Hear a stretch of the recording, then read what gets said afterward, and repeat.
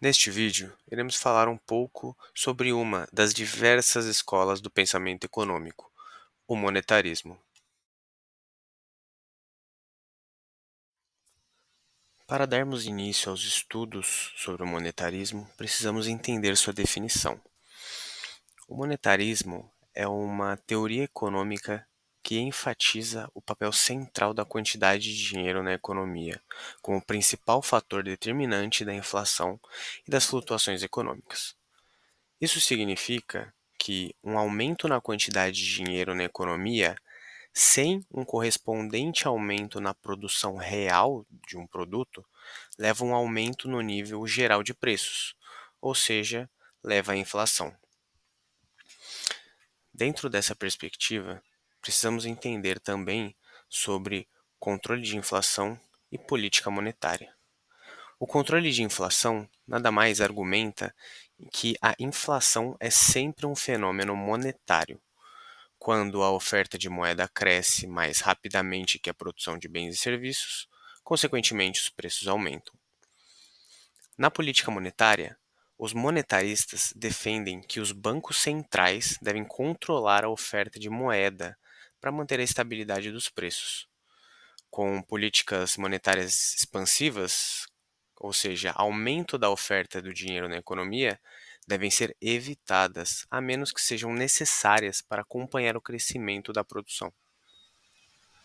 Para compreender um pouco sobre a origem do monetarismo, entendemos que o monetarismo, como escola de pensamento econômico, emergiu durante a década de 1950, quando Milton Friedman e Anna Schwartz publicaram a obra A Monetary History of the United States. Neste livro, os autores argumentaram que a Grande Depressão dos anos de 1930 poderia ter sido evitada ou mitigada se o Banco Central dos Estados Unidos tivesse adotado uma política monetária mais expansionista. Significa um conjunto de práticas que tem como objetivo aumentar a liquidez da moeda na economia e reduzir os juros. Basicamente, a liquidez de moeda refere-se à quantidade de dinheiro disponível na economia, que pode ser facilmente usada para transações. Quando o Banco Central aumenta a oferta de moeda, há mais dinheiro disponível nos bancos e nos sistemas financeiros. Logo, quando a oferta de moeda aumenta, o custo do dinheiro tende a diminuir, devido ao maior montante disponível para empréstimos. E daí entramos no chamado efeito de substituição, ou seja, com mais dinheiro disponível no mercado, os investidores podem preferir manter dinheiro ao invés de comprar outros ativos. Logo, a solução para esse problema seria equilibrar essa preferência. Logo, os emissores de títulos e outros instrumentos de dívidas, como bancos e empresas, devem precisar oferecer taxas de juros mais baixas para tornar esse ativo mais atraente. Trazendo um pouco sobre o idealizador desse modelo, temos Milton Friedman, economista, estatístico e escritor norte-americano, ganhador do Prêmio de Ciências Econômicas em memória de Alfred Nobel de 1976, e também conhecido por sua pesquisa sobre a análise do consumo, a teoria e história monetária, bem como por sua demonstração da complexidade da política de estabilização. Para falarmos sobre as teorias da economia, vamos começar com os princípios do monetarismo, separando-os em 5 tópicos. O primeiro é o controle da oferta de dinheiro. Na teoria, sugere que a quantidade de dinheiro em circulação deve ser gerida cuidadosamente para evitar a inflação e promover um crescimento econômico estável.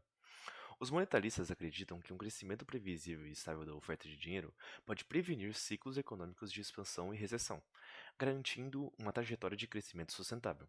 Por exemplo, um aumento abrupto da oferta de dinheiro pode levar à inflação descontrolada, enquanto uma redução pode causar recessão.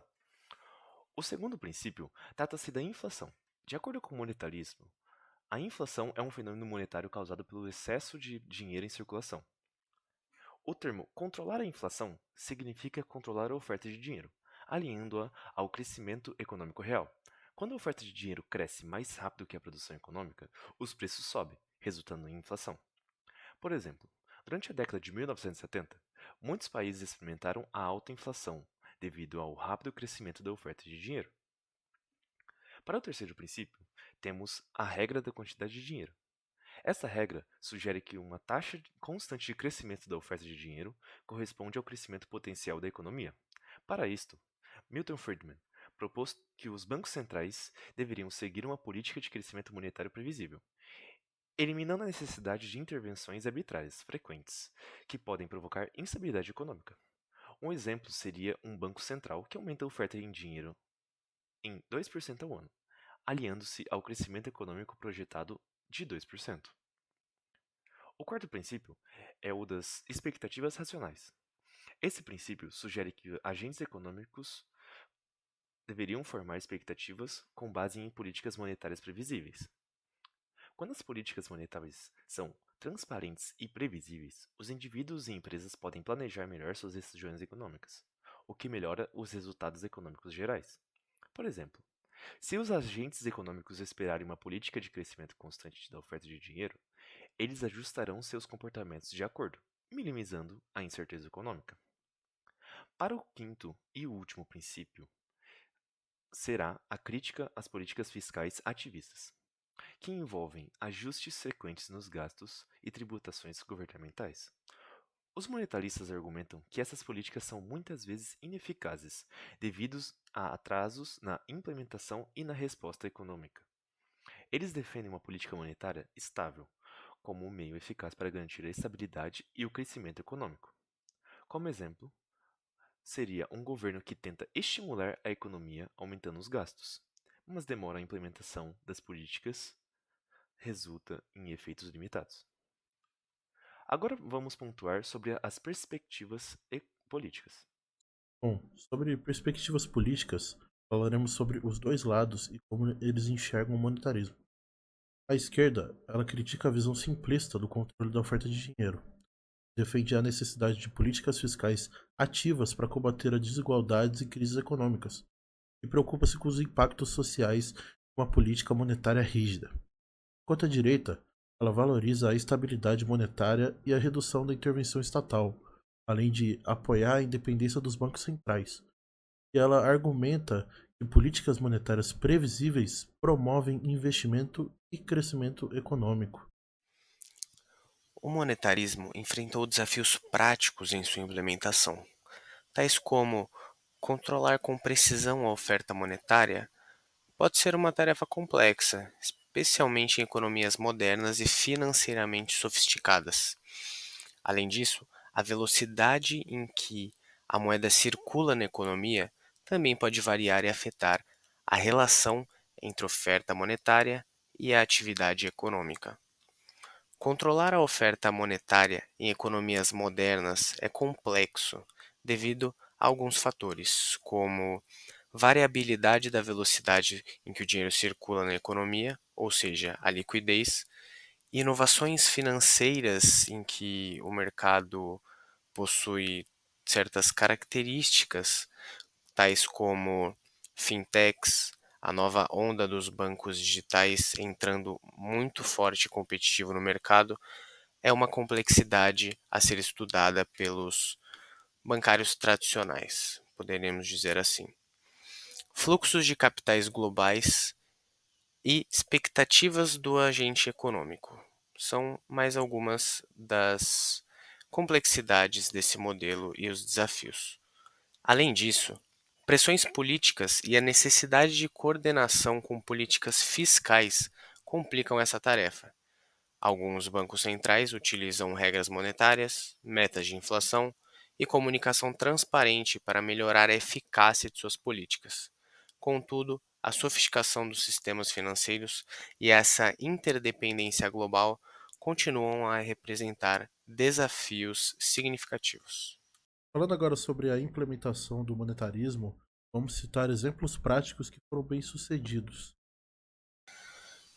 Trazendo um exemplo prático de implementação ao decorrer de nossa história, temos o caso do Chile, onde, durante o governo do ditador Augusto Pinochet, o Chile implementou um conjunto abrangente de políticas monetárias sob orientação dos Chicago Boys.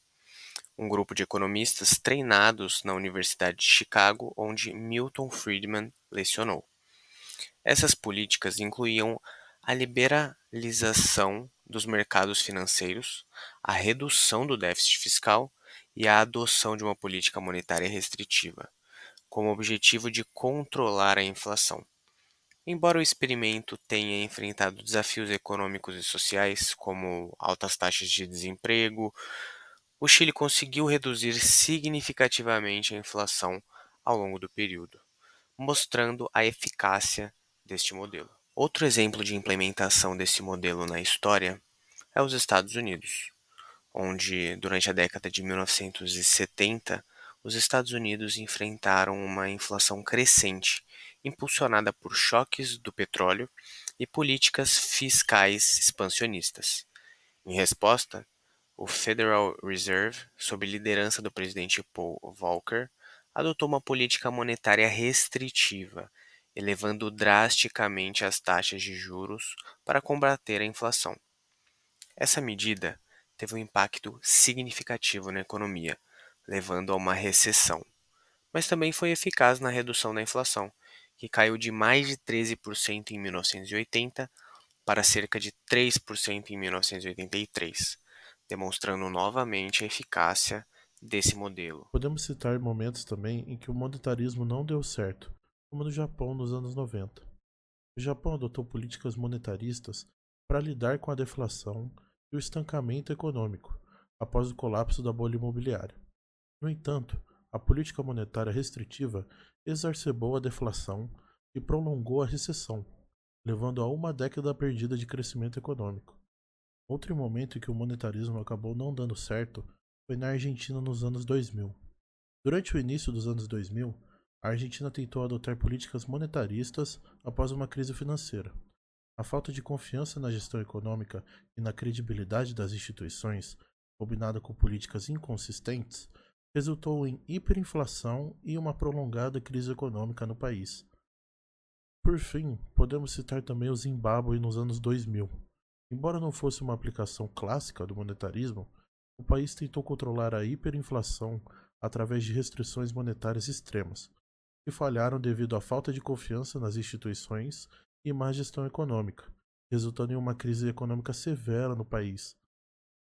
Conclusão: o monetarismo liderado por Milton Friedman é uma teoria econômica que enfatiza a gestão cuidadosa da oferta de dinheiro para evitar a inflação e promover a estabilidade econômica. A teoria defende políticas monetárias previsíveis e críticas à intervenção governamental excessiva. Historicamente, políticas monetaristas foram eficazes em controlar a inflação nos Estados Unidos e no Chile, embora enfrentassem desafios complexos em outras economias como Japão, Argentina e Zimbábue. Apesar das críticas, o monetarismo permanece relevante, destacando a importância de políticas monetárias bem fundamentais para garantir a estabilidade e o crescimento econômico sustentável.